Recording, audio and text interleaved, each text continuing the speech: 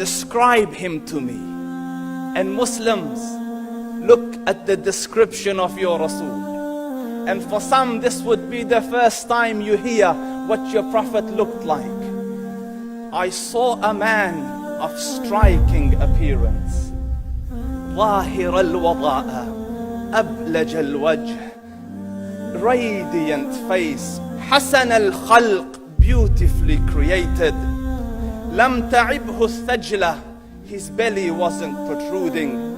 ولم تزر به السعلة, nor was his head disproportionate and small.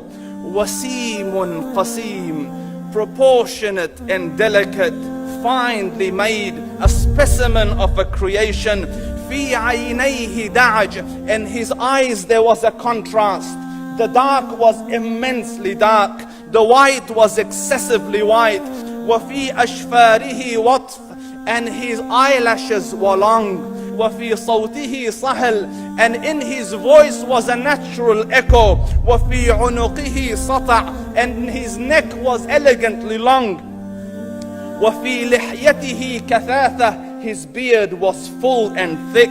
أزج أقرن, his eyebrows were arched, but they were not joined. It was separated. In summit فعليه الوقار, when he was silent, dignity covered him.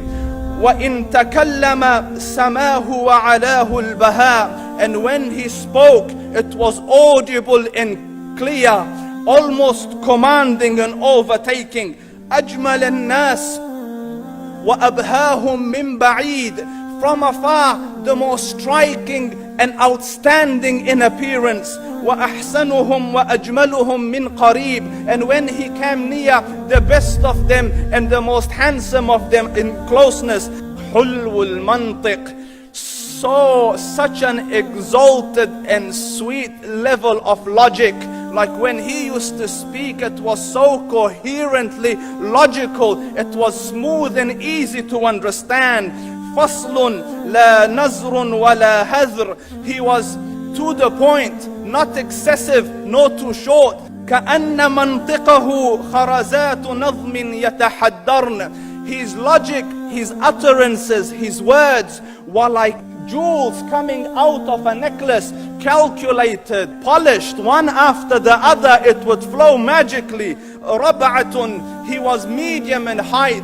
Your eye didn't have to strain to look up at him, nor was it tedious to look down at him. He was a comfortable sight to look at. له رفقاء يحفون به, he had friends, the people that were with him, they were working around him to try to serve and protect him.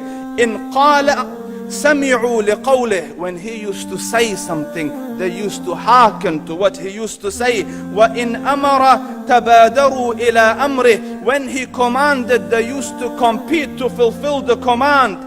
This is Muhammad Rasulullah. This is Muhammad Rasulullah. Anas ibn Malik says, he says, I came out one night, it was the full moon night.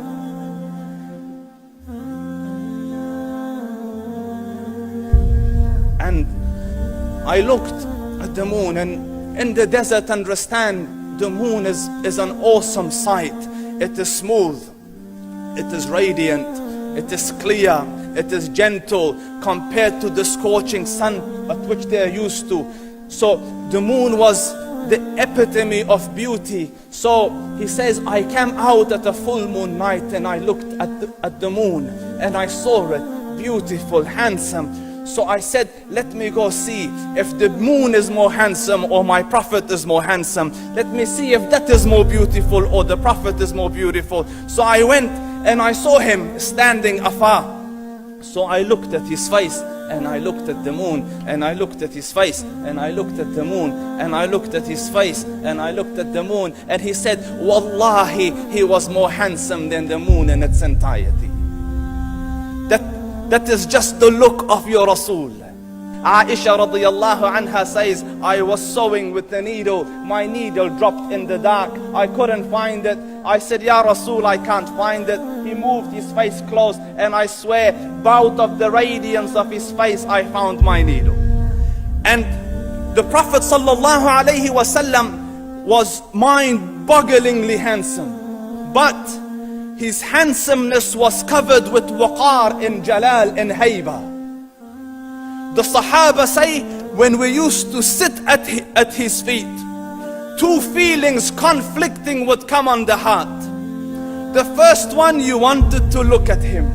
You wanted to behold the majesty of his face.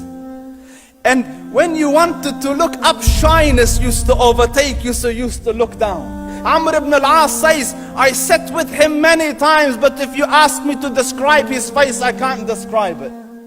I wouldn't be able to look up to him ijlalan wa ta'ziman. I couldn't look up at him.